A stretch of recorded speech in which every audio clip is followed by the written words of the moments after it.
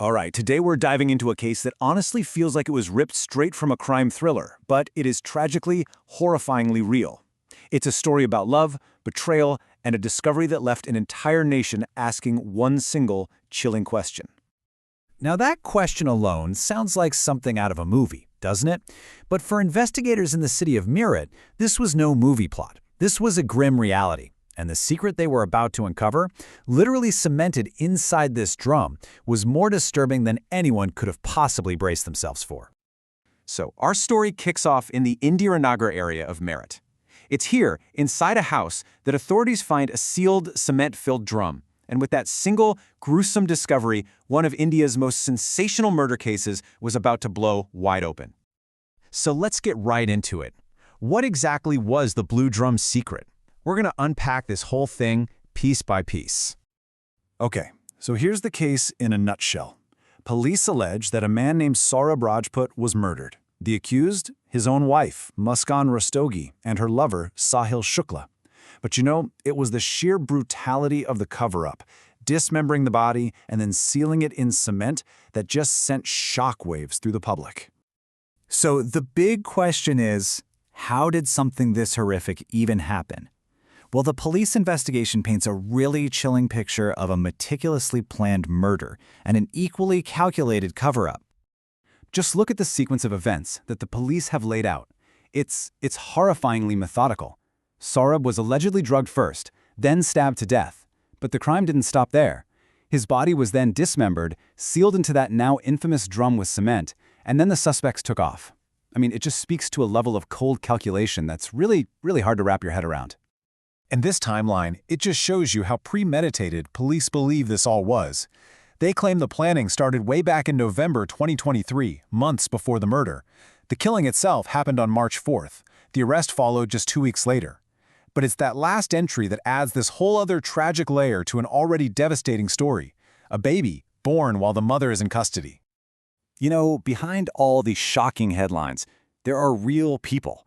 This wasn't some random act of violence. It was a deeply personal crime, one that was rooted in this tangled web of love, marriage, and ultimately, betrayal.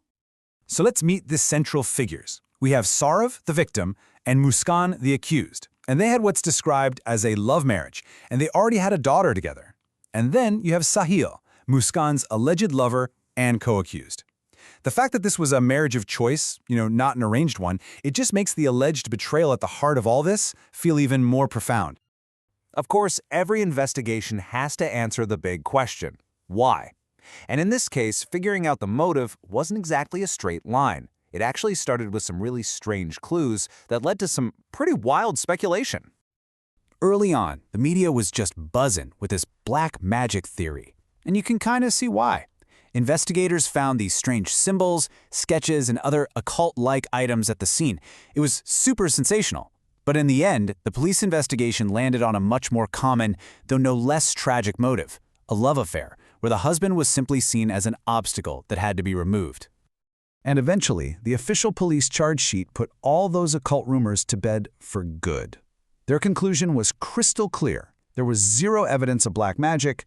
The motive, they stated definitively, was the love affair, period. And the investigation that led to that conclusion, it was exhaustive. I mean, we're talking about a charge sheet that is over 1,000 pages long. That number, all by itself, tells you everything you need to know about the sheer volume of evidence and information that was compiled against the accused.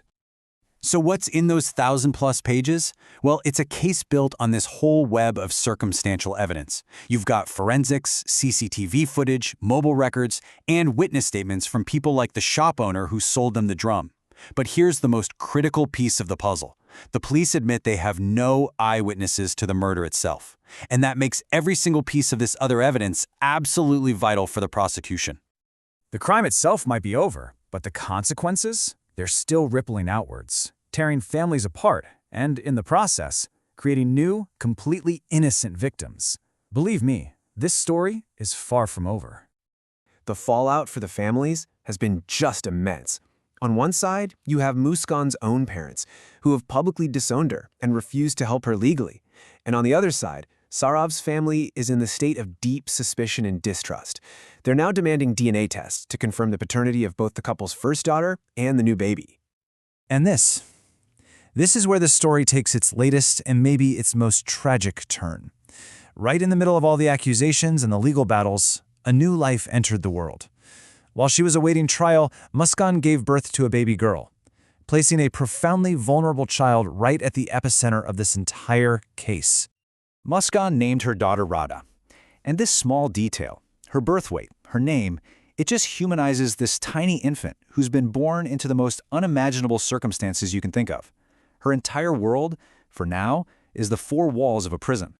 Now, jail authorities are doing what they can. Radha is allowed to stay with her mother until she's 6 years old. She'll be given care, nutrition, and even some form of preschooling. But it really just highlights the extraordinary, heartbreaking reality of a childhood that is beginning in custody, completely overshadowed by this horrific alleged crime. And really, this is the question that just lingers, long after the headlines fade away. Beyond the trial, beyond any verdict, what really lies ahead is the future of an innocent child. It's a sobering reminder that the ripples of this crime will keep spreading for years and years to come, leaving all of us to wonder, what kind of life can a little girl named Rada possibly have?